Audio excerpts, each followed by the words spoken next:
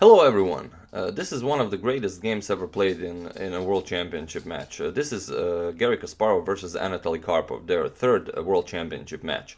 The game was played in 1990 and the first half of the match was played in New York and the second half was played in Lyon, France. And after the first part of the match, after the first 12 games, it was 6-6 the result, and each player had one win, and the rest of the games were drawn. But when they moved the games to Lyon, Kasparov really started pressing. And it's interesting, Karpov actually had a interesting suggestion for Kasparov before the match even started. So this was considered somewhat of a psychological trick on Karpov's part. He suggested that since their first two World Championship matches were extremely close, the first match Garry Kasparov won 12.5 to 11.5, so only with a half a point lead. And their second match was actually tied, it was 12 to 12. So Karpov had an idea that if they tie the match this time, that maybe they should keep on playing, a victor would emerge. And to this idea, Kasparov only said that Mr. Karpov is the challenger and he must win the match, saying that if you can't beat me in a match of 24 games, you don't deserve to be champion, man. So yeah, let's see this beautiful game, and it's a pretty theoretical Rui Lopez, but the position that arises after a couple of moves is, well, spectacular. So let's see. Kasparov is white and Karpov is black. We have e4 by Garry, e5, knight to f3, knight to c6, bishop to b5, so the Rui Lopez, a6, Karpov goes for the Morphy defense, bishop to a4, knight to f6, Kasparov castles, bishop to e7, rook to e1, we have b5, bishop to b3, d6, c3, castles, we have h3, and this is still all theoretical, bishop to b7, d4, rook to e8, knight b to d2, bishop to f8, a4, we have h6, bishop to c2, now e captures on d4, and Kasparov captures, c captures on d4. And we have knight to b4, attacking that bishop on c2, so Kasparov retreats to b1. And this is a very useful move, as now this bishop totally nullifies this knight's presence on b4. We have c5 by Karpov, d5, gaining some space, knight to d7, and here Karpov is preparing f5 with a later repositioning of the knight to f6 or maybe even to e5, it depends. But Kasparov gets a very nice idea how to go about this. He plays rook to a3, preparing rook to e3 if Karpov pushes f5. And that's exactly what happens. Karpov went f5 and Kasparov played rook to e3. We have knight to f6 by Karpov and now knight to h2. This move will come in handy very soon, you'll see. Karpov plays king to h8, getting his king out of this, well, nasty diagonal if the position opens up, and also has ideas of pushing g5. We have b3. B captures on a4, we have b captures on a4, and now c4 by Karpov. So, okay, he created a passed c pawn, very nice. We have bishop to b2, and now Kasparov has two extremely strong bishops here on b1 and b2. We have f captures on e4, knight captures on e4, and knight captures on d5. And Kasparov sacrificed a pawn here for this attack. But as you'll see, it was well worth it. He plays rook to g3. We have a rook to e6, now adding protection to this 6th rank, and Kasparov now pulls this knight out of h2. He plays knight to g4, and Karpov plays queen to e8, and this is where it all starts. This is where Kasparov really goes all out, and what happens next is, well, as as the other videos on YouTube suggest, simply mind-boggling. So Kasparov played knight captures on h6. And here it took Karpov a while to calculate Kasparov's ideas, and in the end he declined the knight sacrifice. But let's see what happens, because this is extremely interesting. If this knight would be captured, for example, if a rook captured on h6, you would get knight captures on d6. And now here there are so many ideas. The queen is attacked, the queen on e8. So queen to d7, now attacking the knight. And here a lot of ideas are possible. For example, Kasparov would play queen to g4. And now let's see, what are Karpov's options here? He can obviously capture the knight with the queen or with the rook. So let's see what happens if queen captures knight. If queen captures knight, then simply bishop captures on g7 with check. Bishop captures on g7 and the queen captures on g7, and this is checkmate immediately. So let's see what happens if this rook captures the knight. If rook captures knight, then we have a very nice queen to h5 check. And now if the king goes to g8, well then simply bishop to h7 leads to a quick checkmate. But if, for example, rook to h6 trying to defend, and this is where Kasparov explains it really well, he just captures, queen captures on h6, and he says it's pinned, the pawn is pinned, because black cannot capture the queen, of course, since it's this bishop is pinning this pawn on g7. So again, this is completely winning by Kasparov. And lastly, there is another idea after queen to g4. So the knight obviously cannot be captured, neither by the queen nor the rook. So Karpov could get ideas of playing queen captures queen on g4.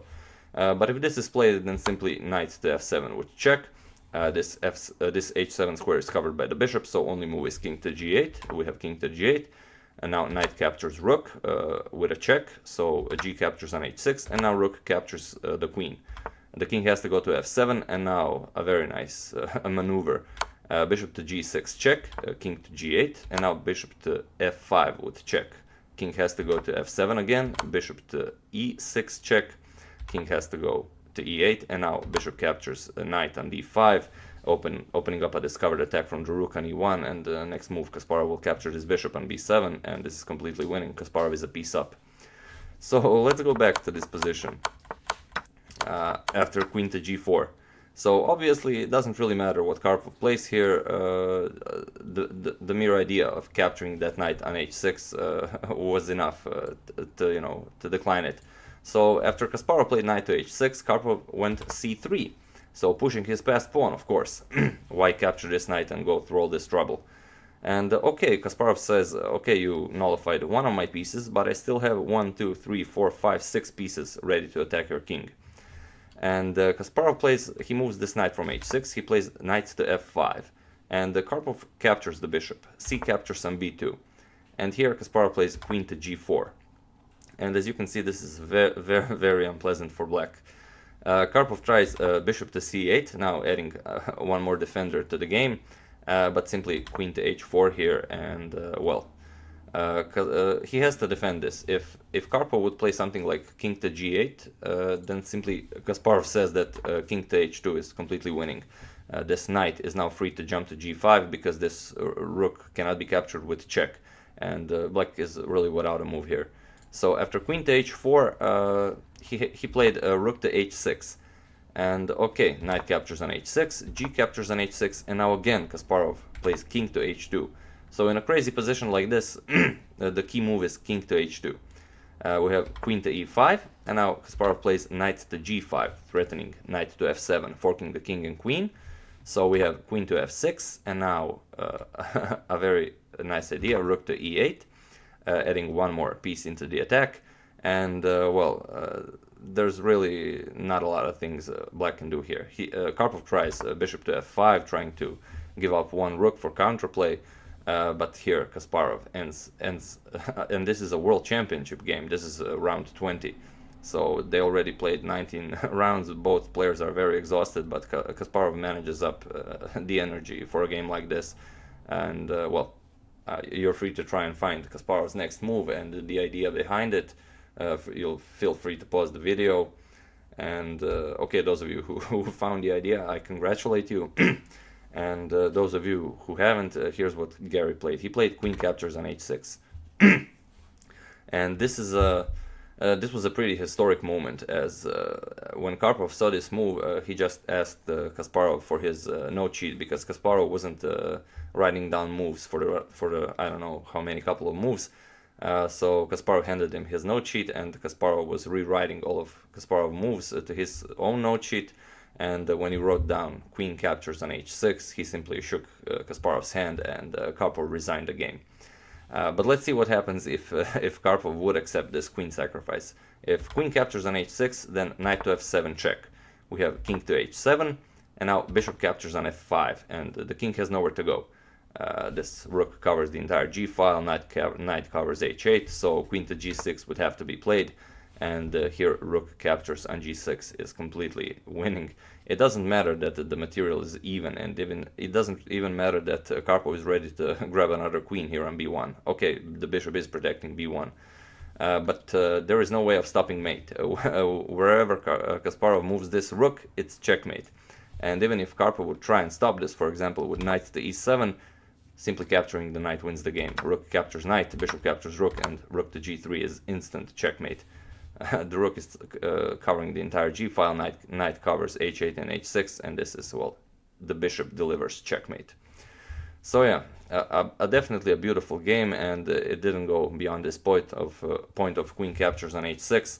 And Karpov did manage to win one more game. I think it was game 22. But Kasparov won this match as well, and well, definitely an important win in this match. And the third match also ended 12.5 to 11.5. So a lot of people think that Kasparov was actually a lot better than Karpov, but their mutual score was always around there. You know, I think the two of them played maybe 150 something games throughout their career, and it was only a couple of points in Kasparov's favor. So definitely one of the greatest rivalries in chess history. So yeah, that's it. I do hope you enjoyed this beautiful game. It's, like I said, game 20 of the World Championship match. Third championship match, Kasparov versus Karpov. I would like to thank David Deutsch and Ricky Brown. Thank you for contributions to my channel. I really appreciate it. And as usual, you can check two of my previous videos here. And that's it. Thank you all for watching, and I'll see you soon.